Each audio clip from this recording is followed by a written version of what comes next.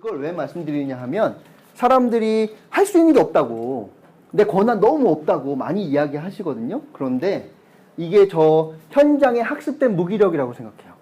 뭐냐 하면 학습된 무기력이라는 게 있어요.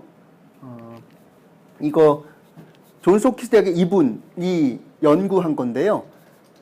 비커에다가 쥐를 빠뜨리는 겁니다. 물 담긴 쥐를 빠뜨리는 거예요. 이렇게 빠뜨리면 쥐들이 어떻게 하느냐 하면 계속 수영을 하겠죠. 수영을 하는데 이상하게 대부분의 쥐는 15분 이내에 사망하는데 그냥 빠져 죽는 거예요. 근데 일부 쥐는 60분까지 수영한답니다.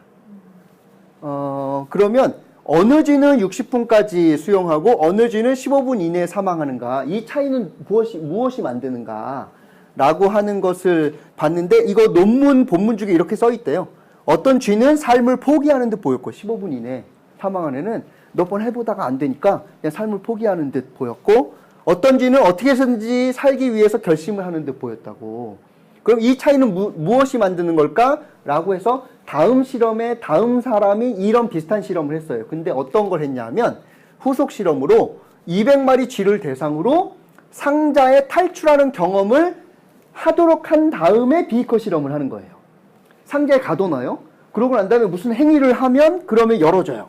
그래가지고 도망가는데 그걸 또 잡아다가 상자에 집어넣어요. 그러고 난 다음에 또 놓았는데 무슨 행위를 하면은 또 열리고 도망가는 요 경험을 여러 번 하고 난 다음에 비커 실험을 똑같이 실험했더니 기존 대비 평균 60분 가까이 더 생존하더라는 겁니다.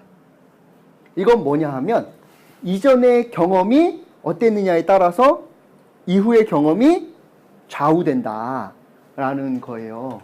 그래서요, 이전의 경험이 생존할 수 있었다는 경험이 있었으면은 신념이 만들어지고, 신념이 만들어지면은 이후에 만들어진 어려움에 대해서도 해보려고 노력하는 걸로 가는 거예요. 그럼 반대로 생각해 보세요. 이전에 실패했잖아요? 안 됐잖아요? 그러면 무슨 신념이 만들어질까요? 해도 안 된다고. 해도 안 된다고. 하는 신념이 만들어지고, 그러면 빠지면 어떻게 할까요? 어차피 죽을 건데, 뭐, 그렇게. 그러면 이제 어떻게 되느냐면 허무주의로 갑니다. 그게 무슨 의미가 있냐고. 그래서 열심히 하는 후배 사회복지사가 들어와요. 그런데 해봤는데 안 돼요? 그러면 후배들한테 뭐라 그래요? 열심히 하지 마. 너만 피곤해. 라고 하는 것으로 이야기하시는데, 그거는 그 전에 무슨 경험이 있었을까요? 추론해보세요. 그러면 실패했던 겁니다. 그래서 회의 시간에 얘기를 안 하잖아요? 그리고 신입 직원한테도 얘기 안 해도 돼. 하지 마. 피곤해. 라고 하시는 분은 그 전에 무슨 경험이 있었냐면, 용기를 내서 관장님 이걸 바꿔보면 어떻겠습니까? 라고 이야기했는데 네 일이나 잘하지? 뭐 이런 얘기 몇 번 듣고, 그리고 우리가 회의해가지고 뭐 결정했는데 올라갔다가 내려왔더니 관장님 마음대로 그냥 정해졌다? 그러면은 회의에서 뭐 하나? 라는 것들을 몇 번 겪고 나면은 나중에 관장님이 바뀌어도 관장님들은 다 똑같아. 라는 생각에서 후배가 들어오면 회의하지 말라고. 이렇게 간다는 거예요. 그 두 번째 논문이에요. 긍정심리학의 대가 라고 하는, 이분은 고통자극에 대해서 회피행동 실험을 합니다. 이거 무슨 얘기냐면 이쪽은 전기가 통해요. 그리고 이쪽은 전기가 안 통하는 곳. 그래서 전기가 통했을 때 개가 이쪽으로 뛰어넘어갈 수 있게 요 호흡을 만들어 놓는 거예요. 그런데 전기가 들어오면 여러분들은 어떻게 하시겠어요? 넘어가시겠죠. 예, 당연히 넘어가겠죠. 그런데 조작적으로 실험을 하는 거예요. 첫 번째, 나무판을 밀면 전기 충격이 멈추게 하는 경험을 하도록 해요. 그래서 전기가 올라와요. 그러면 얘가 뭐 어떻게 해보려고 하는데 나무판이 밀렸어요. 그랬더니 전기 충격이 멈추는 걸 여러 번 경험해서 나중에는 전기 충격이 오면 그걸 그냥 밀어서 멈추게 하는, 했었던 이스케이프 쪽의 실험군. 두 번째는 요렇게 멍해예요, 멍해. 요크. 그래서 멍해로 묶어놔 버려요, 그냥. 그래서 전기 충격이 오잖아요? 어디 갈 데도 없고 그냥 묶여가지고 계속 당할 수밖에 없는 실험군. 그리고 아무것도 안 한, 전기 충격을 전혀 주지 않았던 평상시에 그냥 개. 3개를 묶어놓고, 이렇게 놓고, 그 다음에 전기를 주는 거예요.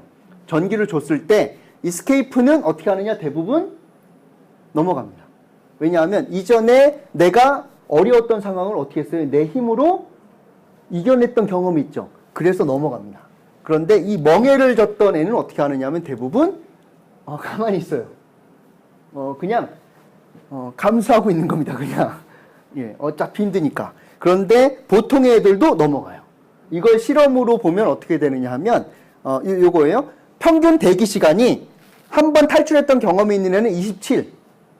그리고 보통인 애도 25. 그런데 멍해를 묶여있던 애들은 48.22초만큼 대기를 하고, 그런데 탈출 실패율은요, 한 번 탈출했던 경험이 있었던 애는 어떻게 한 거예요? 모두 다 탈출해요. 실패율이 0이에요. 다 탈출했다는 거예요. 그런데 평범한 애들은 12.5%, 그런데 묶여있던 애들은 75%가 탈출에 실패해요. 넘어갈 수 있는데 못 넘어가요. 그러면 어떤 거냐 하면 사전 경험이 현재를 대처하는데 영향을 주는 거고, 그러면 현재의 무기력은 어디로 넘어가는 거예요? 다시 이전에 실패했으면은 이렇게 무기력으로 넘어가는 거예요. 그래서 여러분들 제주도에 가면은 코끼리 쇼 있죠. 코끼리 엄청 크잖아요. 걔네들 왜 탈출 안 할까요? 코끼리가 웬만한 거 뚫고 짓밟고 나갈 수 있을까요? 없을까요? 나갈 수 있잖아요. 근데 왜 그러냐면 어렸을 때부터 도망가지 못하는 코끼리 묶어놔요. 그래서 여러 번 시도해요. 그래서 못 도망가는 걸 알아요. 그럼 나중에 어떻게 되느냐면 시도조차 안 해서 도망가지 않는 코끼리로 바뀌는 겁니다. 이렇게 바뀝니다. 그러면 의지 더하기 역량이 실천으로 나오는 건데, 의지는 있는데 역량이 없어요. 그러면 뭐라 그러냐면 못한다 그러는 거예요. 그런데 역량은 있는데 의지가 없어요. 그럼 뭐예요? 안 하는 거예요. 그래서 이거 구분하셔야 돼요. 나도 안 하는 건지 못하는 건지. 그런데 누구도 구분하셔야 돼요. 우리가 돕는 당사자도 안 하는 건지 못하는 건지 구분하셔야 돼요. 역량은, 의지는 있는데 역량이 없잖아요. 그럼 못하는 거예요. 못하는 분한테 스스로 할 수 있도록 하겠다라고 하면서 할 수 있다고 계속 하도록 하는 거는, 이거는 맞는 걸까요? 아니면 괴롭히는 걸까요? 괴롭히는 것에 가깝습니다. 역량이 없는 분한테, 의지만 있는 분한테 할 수 있다고 계속하는 건 이거는 곤란한 거예요. 대신에 역량은 있는데 안 해요? 그럼 어떻게 하시면 되는 거예요? 하도록 하면 되는 거예요. 지지 격려하고 하면 되는 거죠. 직원도 마찬가지예요. 의지는 있는데 역량이 없어요. 아직 사회사업을 제대로 해본 경험이 없어요. 그 직원한테는 응원만 한다고 될까요? 아니면 구체적으로 알려드려야 될까요? 구체적으로 알려드려야 되죠. 왜냐하면 역량이 없어서 못하는 거니까. 그런데 의지가, 동기부여가 안 돼가지고 역량은 있지만 안 하는 직원한테는 어떻게 하는 거예요? 구체적으로 가르쳐줘야 될까요? 아니면 동기를 높여줘야 되는 걸까요? 동기를 높여줘야 되거든요. 그래서 슈퍼비전도 여기에 맞춰서 하셔야 되는데, 대부분 수평적 리더십 갖고 계시는 슈퍼바이저는 어떻게 슈퍼비전을 주실까요? 안 하든 못하든 하여튼 오면은 아니에요. 할 수 있어요. 당신을 믿어요. 뭐 나가서 해보시면은 배울 수 있을 거예요. 뭐 이렇게 해가지고 계속 보내버려요. 그럼 직원 입장에서는 난 구체적으로 배우고 싶은 건데 자꾸 나가래요. 그냥. 그러면 슈퍼비전 못 받았다고 생각하는 거예요. 그런데 또 수직적인 분은 어떻게 하세요? 역량이 있는 사람인데 동기가 안 된 사람한테도 구체적으로 하나하나 다 지시합니다.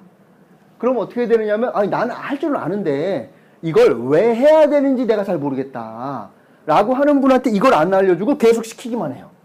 그러면은 내가 여기에서 성장을 못한다고 느끼는 거예요.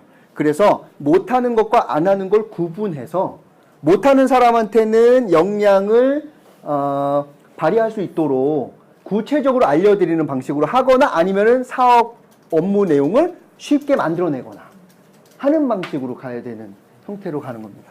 그러면 사전 경험이 이후 대처에 영향을 미치는 거죠. 그러면 이것을 다르게 해보시면요, 현재 내가 어떻게 하느냐가 미래에 영향을 주는 거예요. 사전 경험이 현재의 나의 대처에 영향을 주는 것처럼, 그렇다면 내가 지금 어떻게 하느냐가 이후 미래 대처에 영향을 주는 거죠. 그러면 내가 현재를 무기력하게 살면 미래도 어떻게 될까요? 무기력하게 올 수밖에 없는 상황으로 가는 거예요. 그래서 두 가지 관점이 나와요. 하나는요, 앞에 산이 있잖아요? 산이 있어요. 산이 있으니까 넘어가는 사람이 있고, 산이 있어서 안 넘어가는 사람이 있어요. 이걸 뭐라고 하느냐면, 뭐 하자고 하잖아요. 우리 사회사업 실천 제대로 해보자고 하잖아요. 그러면 사람들 중에 대부분 두 가지가 나와요. 평가 때문에 못한다고, 관장님 때문에 못한다고, 뭐 때문에 못한다고 하시는 부류가 하나 있고, 그럼에도 불구하고 해보려고 노력하는 사람이 있어요. 이 사람 그럼에도 불구하고 올라가려고 하다가 실패할 수 있겠죠, 당연히. 그런데 결국에는 이렇게 도전하다 보면 투박해도 어려워도 계속 노력하다 보면 넘어가게 되고, 넘어간 사람은 본질적 차이들을 만들어내요. 그런데 요것 때문에 아예 시도조차 안 하신 분은 남이 넘어가고 나면 그때서야 그게 가능하다는 걸 나중에 깨닫고 그때 쫓아가기 시작하는데, 그러기에는 시간이 너무 오래 걸려요. 그래서 이렇게 해보시면 좋겠어요. 진취적으로 살려면 어려움에 매몰되지 말고 목표를 세우고 경험하고 연습하면서 계속 하시면 좋겠어요. 그래서 제가 계속 앞으로 8번 말씀드리는 것들 조금씩 실험해 보시고 실천해 보시면 좋겠어요. 그렇게 해서 학습된 무기력으로 가지 않았으면 좋겠고, 할 수 있는 것이 하나도 없다라고 많이 이야기하시는데, 그러면 어떻게 되느냐면 리더가 바뀌어야 된다고. 근데 그 리더는 뭐라 그럴까요? 정책이 바뀌어야 된다 그러고요. 정책을 하는 분은 또 뭐라 그럴까요? 정치가 바뀌어야 된다 그러고, 정치하시는 분은 대통령이 바뀌어야 된다 그러고, 그래서 이 모든 건 누구 때문인 거예요? 이게 다 논문 때문이라고. 이렇게 간다니까요. 이렇게 가는 건 너무 부당한 거라고 생각하고 논리적이지도 않아요. 이유는 뭐냐면요, 더 큰 문제를 드러내서 내가 해볼 수 있는 문제를 감추는 겁니다. 근데 현장에 있는 사회복지사도 이러기 쉽다는 거예요. 뭐냐면 내가 해볼 수 있는 역할과 권한 속에서, 책임 속에서 해볼 만한 것도 분명히 있음에도 불구하고 더 커다란 것이 문제니까 내가 사실 할 수 있는 게 하나도 없다라고 회피하면 편해져요. 그래서 내가 해볼 수 있는 문제는 감추고 더 큰 문제 드러내서 하는데, 이러면 무슨 문제가 있냐면 당장에는 편해요. 근데 남의 큰 문제 지적하다가 내 성장 기회 놓칩니다. 왜냐하면 내가 할 수 있는 게 하나도 없다는 얘기는 내가 성장할 영역도 없다는 얘기랑 일맥상통해지거든요. 그러면은 10년이 지나도 어떻게 되느냐면 10년 전의 방법론으로 똑같이 일하는 사회복지사 됩니다. 이렇게 가면 곤란한 거죠. 그러면 요 그림으로 볼게요. 사실 나는 역할을 맡았는데 상사가 권한을 다 발휘해서 나는 권한 요거밖에 없다. 그리고 책임은 다 지라 그런다. 그래서 내가 이만큼 책임받은 것에 대해서 부당하다고 생각하는 거 맞아요. 그리고 이거 당연히 문제 제기해야 되는데, 그런데 문제 제기하느라고 요 부분은 내 책임이죠. 내 역할 중에 일부. 근데 권한 받은 만큼, 그리고 내가 책임져야 되는 건 요만큼은, 이거는 부당하진 않은 거잖아요. 그러면 최소한 요 부분에 대해서는 내가 잘하고 있는가 못하고 있는가 먼저 성찰하는 게 사실은 나한테 유익하다는 거예요.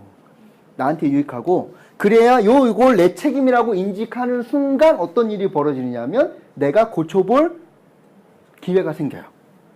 그래서 이걸 당사자도 마찬가지예요. 클라이언트도 마찬가지인데요.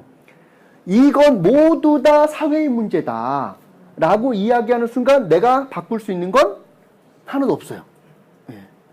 그래서 작게라도 내가 그 구조를 유지하는데 기여한 것이 있는가 없는가, 즉 나를 관여시켜야 그 사안에, 그래야 내가 고쳤을 때 무엇이라도 구조가 바뀔 것이다 라고 하는 그 논리가 나오면서 세상을 조금이라도 바꿀 수 있고 내 상황을 조금이라도 바꿀 수 있어요.